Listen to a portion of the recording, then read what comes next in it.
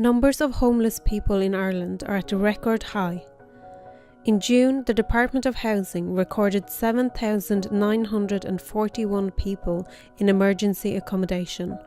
Included in that figure is 2,895 children. Charities such as Barnardo's have expressed serious concern for the health and well-being of children trapped in hotel rooms and B&Bs. A couple of months ago, we met Selina Hogan, who at that point was at the brink of losing her home. We decided to catch up with Selina to see what had happened to her and her family. We agreed to meet for an interview in the Garden of Remembrance. However, after a few minutes of filming, we were told that we were not allowed to film and had to have a permit. The man proceeded to insist that the park is not a public space and we were forced to leave. Instead, we had to film this on the street outside the park. Okay, so Selina, the last time we were talking to you, you were on the verge of being evicted from your home. Could you just tell me what's happened since then? Well, the last time I spoke to you, as you know, I was fighting to keep my home. Unfortunately, when we got to the PRTV, it went onto the landlord's side and I had to be out by the 11th of July, which went ahead. So for the last 5 weeks, I've been in emergency accommodation in city centre.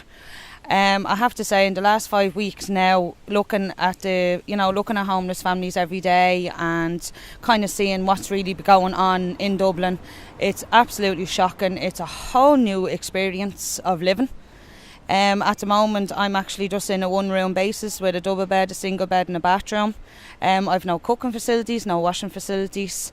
I have to spend so much euros every week on bus fare to try and get to relatives or, anybody that can help me, friends, to do a bit of washing, to cook a meal. As it is, it's tight on your pocket now, like having to go out and try and feed your children every day. It's just a complete different experience. Every day now since I've been in here, whether I go to the museum with my kids or, anything I'm trying to do to keep them occupied, keep them on a level where they're not so stressed out or upset. It's every doorway you're seeing a homeless person. You see nothing but just homeless. It's like a new craze. It's just like a fashion statement in Dublin at this stage of the game. It's really, really depressing and very upsetting to watch. I suppose really for myself, it's once again, it is a stereotype. I can actually agree to that now. It is a stereotype. When you're homeless, you are looked down on an awful lot now compared to if you had a home. A lot of people that would kind of be there for you as, friends or whatever, than when you had a home. Now it's got to the stage where I have people I thought I could depend on are not there now because I'm homeless. So you are stereotyped. Once it's still the same situation, I'm still looking around for a new home on HAP. Same thing, you're emailing. I got one email back there now, just to give a paragraph about my situation, and it was like, as soon as I explained, being genuine, never got a reply back just because I said I was living in a hotel room. And how do you feel about the government and what they're doing at the moment? Well, I just think now, it's enough, enough chit-chat now and enough baby steps around this situation. They do need to wake up and realise and take on board this is a crisis. It does need to be resolved, and I just think, when it comes to I could say, for instance, they're saying under EU regulations, you can't be given a 2-bedroom on social housing or council housing because you have 2 children. But yet the irony of it is they're willing to put you in a room long term for maybe a year, 2 years with absolutely nothing. So, it's a bit, laws need to change here. There needs to be a bit more substantial. It has to be just done now. It's end of story. Laws need to change around this. These vacant homes, they have to be opened. This is really getting beyond a joke now. It's getting very serious, and I do believe now come this Christmas it's going to be another Apollo House, and it could be somewhere else now, and it might be just taking that bit further. Yeah. And I actually went to see one of the new homeless hubs, as the government are calling them, and I feel quite concerned about it because though the facilities are good, the really institutionalised homelessness. Do you think that that's what's happening here? Well, I do now. I think this hub, I don't think it's suitable. I don't think, maybe it's a short-term solution to kind of give facilities for, say, for instance, like myself now, that have no cooking facilities. Yeah, I understand, but it's not a permanent thing. You couldn't live like that. It's kind of nearly like they're treating you like, dogs just in a kennel, like, you know what I mean? Oh, here you go, here's a holiday, here's somewhere to stay, like, so I don't agree with these hubs. I believe, yeah, fair enough for a certain period of time, maybe, until, there was a house, but not to the level of 6 years, 6 months, a year. It's just not acceptable. Like, it's really not acceptable.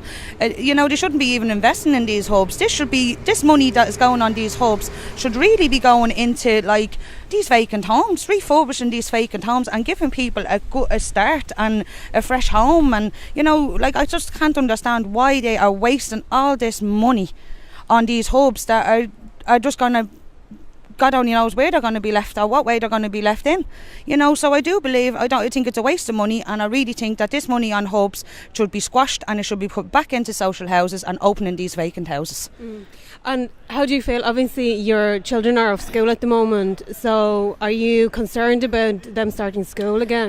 Well, I'm very concerned about them in general, even on the summer holidays, because I have got a special needs son, and it's very distressing to see, because of his conditions, he does need certain space and abilities, and he hasn't got that, and it's very upsetting to see how frustrating he's getting. And it's very upsetting because not every day when the weather is bad I can actually leave I can leave where I'm staying. And it's very, very frustrating on the children when they have nothing. They've no toys, they've no room to play, they've nothing to do, and it upsets me as well. It's a great concern to me that my children, that my children are going through this, and any other homeless families' children are going through this. I mean, when a homeless family becomes homeless, it's not just like losing your home. There's like health concerns because they can't get a decent meal. It brings into educational needs because they have to get up at like earlier hours than their routine before they had in a home. So it's a lack of sleep, it's a lack of nourishment. It's really becoming a big problem around health and education as well. So I mean, I can't understand why it's just the Department of Housing getting involved in this. Like, where's the Department of Children on this? Where's the Department of Health on this one? Like, where's the Department of Education? Why are these all not linking together here and saying, look, this is not just just a case of a housing problem. This is a whole department of problems. And I just can't understand why the government cannot see this and cannot come up with a proper and stable solution to this problem.